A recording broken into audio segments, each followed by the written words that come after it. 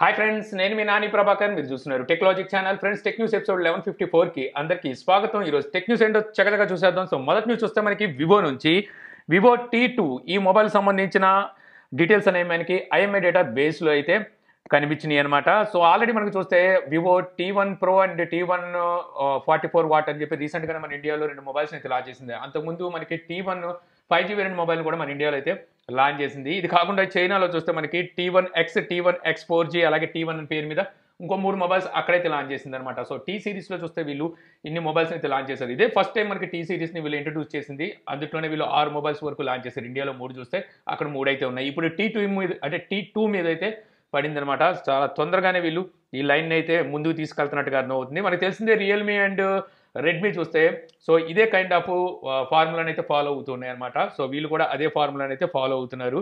ఇక నెక్స్ట్ చూస్తే మనకి పోకో నుంచి పోకో F4 మన ఇండియాకి సంబంధించిన వేరియంట్ ఇప్పుడు ఐఎంఐ డేటా బేస్లో అయితే స్పాట్ అయిందనమాట. ఆల్రెడీ ఈ మొబైల్ని వీళ్ళు యూరోప్లో అయితే లాంచ్ చేశారు.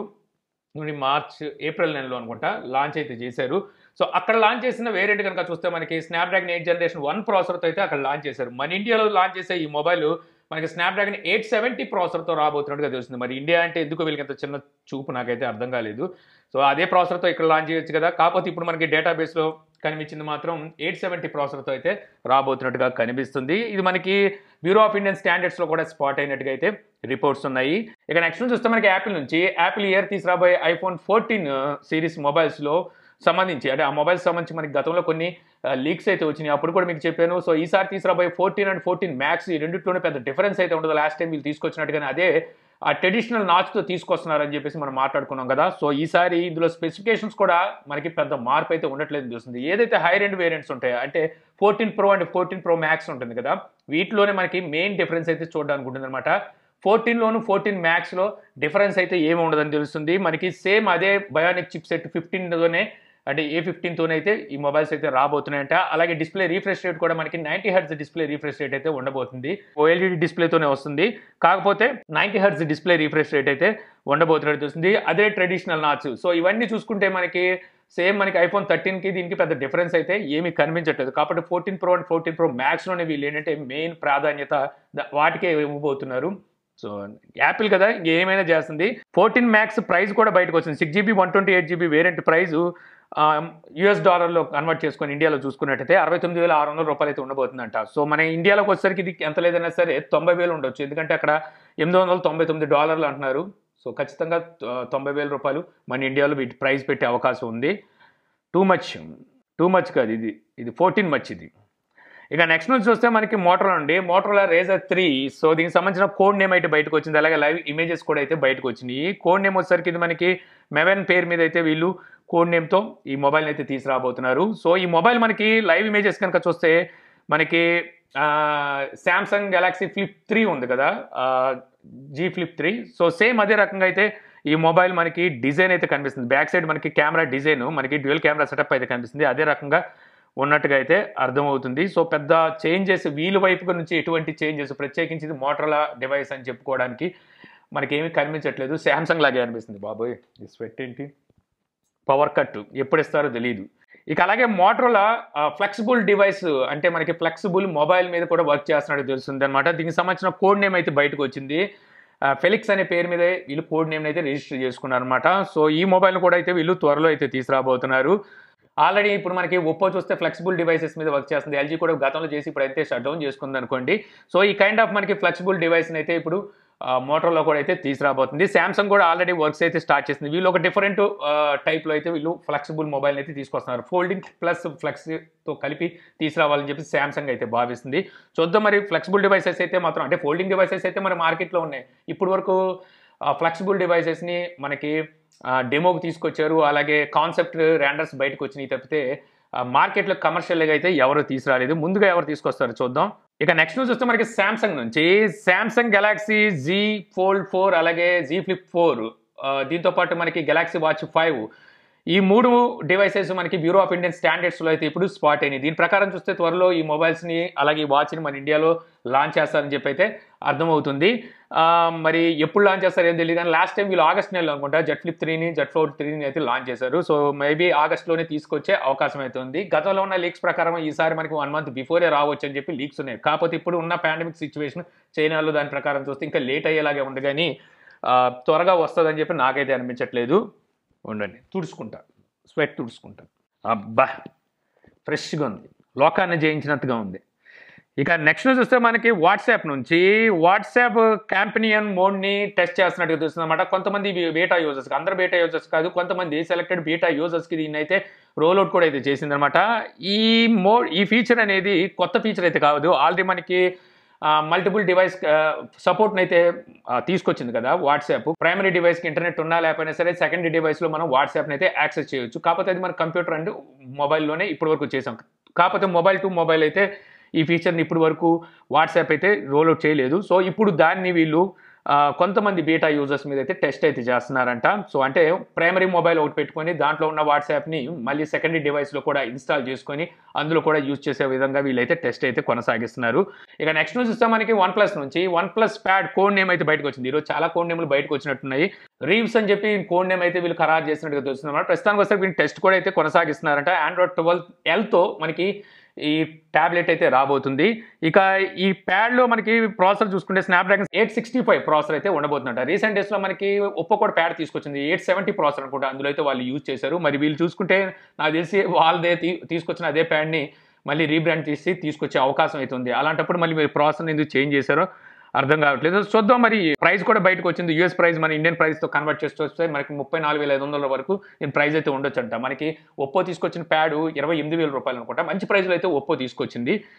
ఇక అలాగే మనకి OnePlus ఏస్ రేసింగ్ ఎడిషన్కి సంబంధించిన లైవ్ ఇమేజ్ అయితే బయటకు వచ్చింది. ఆల్రెడీ మనకి ఈ OnePlus ఏస్ని చైనాలో అయితే లాంచ్ చేశారు కదా, సో దాంట్లోనే రేసింగ్ ఎడిషన్ అంట. సో ఈ మొబైల్ కనుక చూస్తే మనకి సేమ్ యాజ్ డీస్ రీసెంట్ డేస్లో మనకి రియల్మీ తీసుకొచ్చింది చూసారా డిజైన్, అలాగే ఒప్పో కూడా సేమ్ కెమెరా డిజైన్తో బ్యాక్ సైడ్ ఇటువంటి మొబైల్స్ని అయితే ఆల్రెడీ ఒప్పో అండ్ రియల్మీ అయితే తీసుకొచ్చేసినాయి. అటువంటి డిజైన్ అయితే మనకి ఇక్కడ కనిపిస్తుంది. నాకు అర్థం కాదు ఏంటంటే OnePlus ఎప్పుడైతే ఒప్పోలో మెర్జ్ అయిపోయిందో ఆ టైం నుంచి వీళ్ళ పతనాన్ని వీళ్ళే రాసుకుంటున్నారేమో అని చెప్పి అయితే అనిపిస్తుంది అనమాట. సో వీళ్ళు కొత్త డిజైన్ని తీసుకురావడం పక్కన పెట్టేస్తే అటు ఒప్పో నుంచి లేదా ఇటు రియల్మీ నుంచి అవే స్పెసిఫికేషన్స్ అయ్యే డిజైన్లు తీసుకొచ్చి వీళ్ళు మార్కెట్లోకి అయితే మొబైల్స్ని తీసుకొస్తున్నారు. నన్ను అడిగితే రియల్మీ కన్నా OnePlus మంచి బ్రాండింగ్ అయితే ఉంది మార్కెట్లో. సో అలాంటిది రియల్మీ నుంచి వీళ్ళు స్పెసిఫికేషన్ వైజ్ మొబైల్స్ని, అంటే రియల్మీ మొబైల్స్ని వీళ్ళు రీబ్రాండ్ చేసుకోవడం, లేదంటే ఒప్పో నుంచి రీబ్రాండ్ చేసుకోవడం నాకైతే నచ్చలేదు. ఇది OnePlus ఫ్యాన్స్ కూడా నాకు తెలిసి అంతగా నచ్చే వ్యవహారం అయితే కాదు. దీని గురించి OnePlus ఆలోచించాలి. OnePlus ఇంకేం ఆలోచిస్తుంది లేండి, మొత్తం ఒప్పో చేతిలో ఉంటే.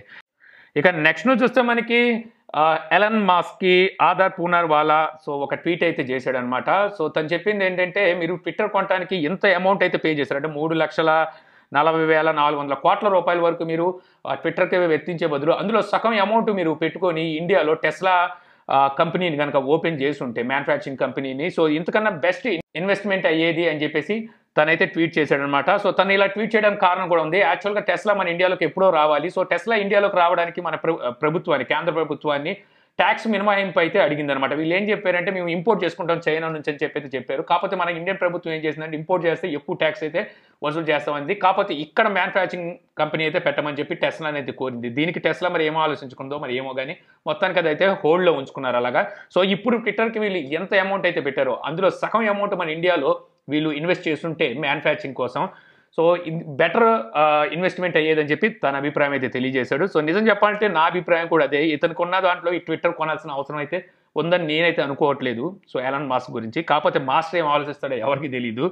ఇక నెక్స్ట్ న్యూస్ వస్తే మనకి నోకియా నుంచి నోకియా N73 మొబైల్కి సంబంధించిన ఫ్లాగ్షిప్ మొబైల్ అనమాట. ఈ మొబైల్కి సంబంధించిన కెమెరా రెండర్స్ అయితే బయటకు వచ్చినాయి. మనకి 5 కెమెరాస్తో ఈ మొబైల్ అయితే రాబోతున్నట్టుగా తెలుస్తుంది అనమాట. లాస్ట్ టైం వీళ్ళు వచ్చేసరికి 9 ప్యూర్ అనుకుంటా, సో ఆ మొబైల్కి వచ్చేసరికి 5 కెమెరాస్ని అయితే తీసుకొచ్చారు. ఇప్పుడు N73 మొబైల్ కూడా 5 కెమెరాస్ అయితే తీసుకురాబోతున్నారు. యాక్చువల్గా మనకి N73 మీ చాలా మంది గుర్తుండే ఉంటుంది. 2006లో N73 అని చెప్పి ఒక మొబైల్ అయితే వచ్చింది. నా ఫేవరెట్ మొబైల్ అని చెప్పొచ్చు. ఫస్ట్ నాకు నోకియా నుంచి బాగా నచ్చిన మొబైల్ 6600, తర్వాత N70 ఫ్రంట్ కెమెరాతో మనకి ఆ మొబైల్ వస్తుంది. బ్యాక్ సైడ్ మనకి మెయిన్ కెమెరాకి కవర్ కూడా అయితే ఉండేది.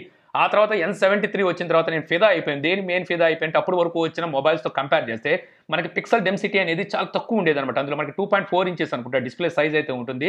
240x360 ఇన్ని పిక్సెల్స్ అయితే ఉండేవి. ఆ రోజుల్లో ఆ పిక్సెల్స్ అంటే మనకి చాలా థిక్నెస్ అంత చిన్న డిస్ప్లేకి వచ్చేసరికి. అలాగే డిస్ప్లే కలర్స్ కూడా మనకి 256K కలర్స్ ఉండేవి. ఇప్పుడంటే మనకి 16 మిలియన్ అలా 1 బిలియన్ అని చెప్పుకుంటున్నాం, కానీ ఆ రోజుల్లో మనకి అది చాలా ఎక్కువ కలర్స్. ఆ రోజుల్లో నేను ఆ మొబైల్‌లో ఆ కలర్స్, ఆ డిస్‌ప్లే థిక్‌నెస్ అయన్నీ చూసి చాలా బాగా ఫిదా అయిపోయాను. సో, అటువంటి మొబైల్‌లో నేమ్‌ని అంటే N73 పేరుని యూజ్ చేసుకొని ఇప్పుడు మళ్ళీ వీళ్ళొచ్చేసరికి ఒక ఫ్లాగ్‌షిప్ మొబైల్‌ని అయితే తీసుకురాబోతున్నారు. ఏదైనప్పటికీ ఆ రోజుల్లో నోకియా నిజం చెప్పాలంటే ఒక ఏలేసింది. సో, నోకియా ఫోన్స్ అన్నీ మంచి మంచి సక్సెస్‌నే సాధించినియి. కాకపోతే రాబోయే అలా వస్తూ వస్తూ నోకియా మైక్రోసాఫ్ట్‌తో ఎప్పుడైతే మెర్జ్ అయిందో, మెర్జ్ అవ్వడం అంటే వాళ్ళ ఓఎస్‌నే నమ్ముకుందో అక్కడే పాపం వీళ్ళకు చాలా వరకు పతనం చూశారు. అంతకుముందు అలాగే సింబియన్‌నే వీళ్ళని సగం చంపేసింది. తర్వాత మైక్రోసాఫ్ట్ కొంచెం చంపేసిందని చెప్పొచ్చు. వీళ్ళు మొదట్లోనే ఆండ్రాయిడ్ నమ్ముకుంటే బాగుండేది ఈరోజు వీళ్ళ పరిస్థితి. ఇక నెక్స్ట్ న్యూస్ వస్తే మనకి రియల్‌మీ నుంచి రియల్‌మీ నార్జో 50 5G వేరియంట్‌కి సంబంధించిన స్పెసిఫికేషన్స్ అలాగే ర్యాండర్స్ అయితే బయటకు వచ్చినాయన్నమాట. ఈ మొబైల్‌లో మనకి మీడియాటెక్ డెమెన్సిటీ 810 ప్రాసెసర్ అయితే ఉండబోతుందంట. యాక్చువల్‌గా ఇదే ప్రాసెసర్‌తో వీళ్ళు రియల్‌మీ 8S అనుకుంటా ఆ మొబైల్‌ని అయితే లాంచ్ చేశారు. 8S 5Gయే కదా! సో, ఆ మొబైల్‌ని అయితే లాంచ్ చేశారు. మళ్ళీ ఇది కూడా మనకి అదే ప్రాసెసర్‌తో రాబోతుంది. ఇంచుమించు స్పెసిఫికేషన్ కూడా అదే రకంగా కనిపిస్తుంది. మేబీ నేను అనుకోవడం రీబ్రాండ్ చేసి నార్జోలోకి అయితే అదే మొబైల్‌ని తీసుకెళ్తున్నట్టుగా అనిపిస్తుంది. రేర్ సైడ్ మనకి కెమెరాస్ చూస్తే మనకి డ్యూయల్ కెమెరా సెటప్ అయితే కనిపిస్తుంది. సో, 2 కెమెరాలతోనే రాబోతున్నట్టుంది. ఇక నెక్స్ట్ న్యూస్ చూస్తే ఈ మధ్య కాలంలో మనకి ఈవీ స్కూటర్స్ ఏవైతే ఉన్నాయో బ్యాటరీ ఫైర్‌ని క్యాచ్ చేస్తుందని చెప్పేసి మనం చాలా సార్లు టెక్ న్యూస్‌లో అయితే మాట్లాడుకున్నాం కదా! ట్రాన్స్‌పోర్ట్ మినిస్టర్ దీని మీద అయితే ఒక కమిటీని అయితే వేశాడనమాట. ఎందుకు ఇవన్నీ కాలుతున్నాయి అసలు దీని మీద అయితే కమిటీ వేసి వాళ్ళ దగ్గర నుంచి రిపోర్ట్స్ కూడా అయితే బయటకు వచ్చినాయి. ఈ రిపోర్ట్స్ ప్రకారం కనుక చూస్తే మేజర్ ఇందులో ఈ ఈవీ స్కూటర్స్ కాలిపోవడానికి కారణం బ్యాటరీ సేల్స్ అని చెప్పేసి అయితే తెలుస్తుంది. అలాగే బ్యాటరీ మేనేజ్మెంట్ కూడా దీంట్లో ఒక కారణం. అలాగే వీటికి సంబంధించిన మోడ్యూల్ ఉంటుంది కదా బ్యాటరీ నుంచి, సో అది కూడా కారణం అని చెప్పి అయితే తెలుస్తుంది. ఇందులో వచ్చేసరికి వాలా, ప్యూర్, ఇంకోటి వచ్చేసరికి ఒకినావా. సో ఈ బ్రాండ్లు ఏవైతే బైక్స్ ఉన్నాయో ఇవైతే ఈ రీసెంట్ డేస్లో మనకి బాగా అయితే ఫైర్ని క్యాచ్ చేసినాయి. సో వీటిలో ఇవి రీజన్ అని చెప్పేసి అయితే వాళ్ళైతే చెప్పుకుంటూ వచ్చారు. అయితే ఇప్పుడు కంపెనీలు చెప్పే దాని ప్రకారం కనుక చూస్తే ఎన్ని అయితే మార్కెట్లో ఇప్పుడు రన్ అవుతున్న వెహికల్స్ ఉన్నాయో వీటన్నిటిని రీకాల్ చేసి బ్యాటరీ రీప్లేస్ చేయడం అనేది అయితే ఇంపాసిబుల్ అని చెప్పి వాళ్ళైతే చెప్తున్నారు. వాళ్ళు కూడా మరి పాపం లాభాలు తినేసి ఉన్నారు. ఈ టైంలో మళ్ళీ ఆ లాభాలను వదులుకోవాలంటే వాళ్ళకి కూడా కష్టమే కాబట్టి రీప్లేస్ చేయడం కష్టం అని చెప్తున్నారు. మరి దీనికి గవర్నమెంట్ ఎటువంటి నిర్ణయం తీసుకుంటే తెలియదు, కానీ ఇప్పుడు వరకు వీళ్ళకైతే ఆదేశాలు అయితే ఇంకా పూర్తిగా వెళ్ళలేదంట. ఏవైతే ఈ మ్యానుఫ్యాక్చరింగ్ కంపెనీలు ఉన్నాయో వీళ్ళకైతే ఆదేశాలు పూర్తిగా వెళ్ళినట్టుగా వాళ్ళైతే చెప్పట్లేదు. ఇక నెక్స్ట్ చూస్తే మనకి గూగుల్ నుంచి గూగుల్ పిక్సెల్ సిరీస్ సంబంధించిన ఒక మొబైల్ని మన ఇండియాలో అయితే టెస్ట్ చేస్తున్నట్టుగా తెలుస్తుంది అనమాట. ఏ మొబైల్ అనేది పూర్తిగా గూగుల్ నుంచి అఫీషియల్గా కన్ఫర్మ్ కాలేదు, కానీ ఇప్పుడు గూగుల్ తీసుకొచ్చే పిక్సెల్ మొబైల్ ఏమైనా ఉందంటే పిక్సెల్ 6a మొబైల్ని అయితే వీళ్ళు ఆల్రెడీ లాంచ్ చేయడానికి అయితే సిద్ధం చేస్తున్నారు. అదే మొబైల్ మన ఇండియాలో టెస్ట్ చేస్తున్నట్టుగా అయితే చూస్తుంది. దీని ప్రకారం చూస్తే 6a మొబైల్ మన ఇండియాలో లాంచ్ చేసే అవకాశం అయితే కనిపిస్తుంది అనమాట. యాక్చువల్గా లాస్ట్ టైం వీళ్ళు తీసుకొచ్చింది పిక్సెల్ 4a మొబైల్ మన ఇండియాలో లాంచ్ చేశారు. తర్వాత 5a కూడా అయితే లాంచ్ చేయలేదు. వీళ్ళు చాలా పిక్సెల్ లైనప్లో మొబైల్స్ని యూఎస్లో అయితే లాంచ్ చేశారు, కానీ మన ఇండియాలోకి అయితే పిక్సెల్ 3 తర్వాత పిక్సెల్ 4a తీసుకొచ్చి ఆ తర్వాత ఇప్పుడు మనకి పిక్సెల్ 6a ఇండియాలో తీసుకొచ్చే ఆలోచనలు ఉన్నట్టుగా అయితే తెలుస్తుంది. ఇక నెక్స్ట్ న్యూస్ చూస్తే నథింగ్ ఫోన్ 1 ఈ మొబైల్ సంబంధించిన రోడ్ మ్యాప్ అయితే బయటకు వచ్చినట్టు తెలుస్తుంది అనమాట. సో ఇక్కడ లీక్ అయిన దాని ప్రకారం చూస్తే జూన్ 9వ తారీఖు సాయంకాలం 4:20కి ఈ మొబైల్ యూఎస్లో అయితే లాంచ్ అయిపోతున్నట్టుగా సో ఇప్పుడు మనకి డేట్ అయితే బయటకు వచ్చింది. సో ఇదే మొబైల్ మన ఇండియాలో లాంచ్ చేస్తారంటే ఖచ్చితంగా లాంచ్ చేసే అవకాశం ఉంది. ఎందుకంటే ఫ్లిప్కార్ట్లో చూస్తే వీళ్ళు ఆల్రెడీ టీజ్ కూడా అయితే చేస్తున్నారు. మొబైల్ సంబంధించి కాదు, దీనికి సంబంధించిన లాంచర్ గురించి వీళ్ళైతే ఆల్రెడీ టీచ్ చేశారు. దీని ప్రకారం చూస్తే ఇండియా మీద కూడా నథింగ్ బ్రాండ్ కన్ను అయితే ఉంది. ఎందుకు ఉండదు? OnePlus ఇండియాలో ఫస్ట్ బాగా సక్సెస్ అయిన తర్వాత అదర్ కంట్రీస్లో అయితే బాగా వేసింది. అలాగే రియల్మీ కూడా మన ఇండియాలో సక్సెస్ అయ్యాకే అదర్ కంట్రీలో బాగా వేసింది. ఇలాగే మన ఇండియాలో సక్సెస్ అయ్యి అదర్ కంట్రీలో బాగా వేసిన బ్రాండ్లు చాలానే ఉన్నాయి. సో ఆ లెక్క ప్రకారం చూస్తే నథింగ్ కూడా ఇండియా సెంటిమెంట్గా పెట్టుకొని ఇండియాలో ఫస్ట్ మొబైల్ని లాంచ్ చేసే అవకాశం అయితే ఉంది. సో ఇంతే ఫ్రెండ్స్, నాకు ఈరోజు ఇంట్రెస్టింగ్ అనిపించిన టెక్ న్యూస్ వీడియో మీకు నచ్చింది అనుకుంటున్నాను. వీడియో కనుక మీకు నచ్చితే లైక్ చేయగలరు. యూట్యూబ్లో మా ఛానల్ ఇంకా సబ్స్క్రైబ్ చేసుకోకపోతే ఇలాంటి మరిన్ని వీడియోస్ కోసం మన ఛానల్ అయితే సబ్స్క్రైబ్ చేసుకోవడం మర్చిపోమాకండి. So thank you for watching. జై హింద్.